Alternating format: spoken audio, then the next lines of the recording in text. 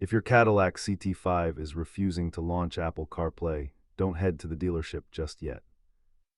Statistically, over 85% of these connectivity issues are caused by minor software glitches rather than hardware failure. Let's walk through the diagnostic process to find exactly where your connection is breaking down. Follow these 5 steps in order to clear the cache and force a fresh handshake between devices.